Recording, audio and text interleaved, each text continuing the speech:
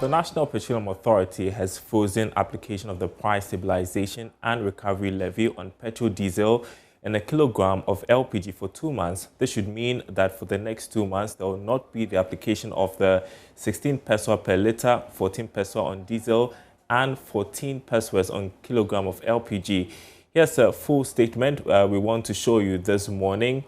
It says that the National Petroleum Authority wishes to inform the general public that His Excellency, the President, Nana Addo Dankwa Akufo-Addo, has granted approval to zero the price stabilization and recovery levies on petrol, diesel, and LPG for a period of 2 months.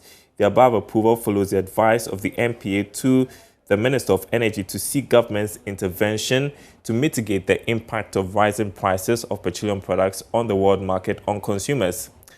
The statement goes on to say prices of crude oil and refined petroleum products have seen sharp increases on the world market due to a rise in demand of oil globally without a corresponding increase in supply, particularly from the Organization of Petroleum Exporting Countries and its allies.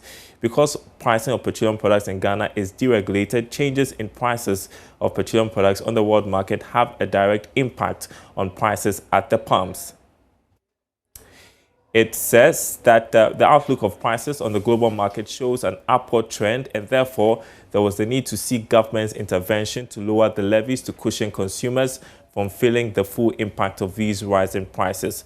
The purpose of the price stabilization and recovery levy is to stabilize prices for consumers and pay for the subsidies on premix fuel and residual fuel. At this time, it is important that the PSRL, which is currently 16 pesos per litre on petrol, 14 pesos per litre on diesel, and 14 pesos per kilogram on LPG, are zero to cushion consumers. It finally says in that statement, the NPA will work with the Ministries of Energy and Finance to quicken the legislative processes to give immediate effect to this directive by the President. And so that is some good news for the next 2 months at least. And that's business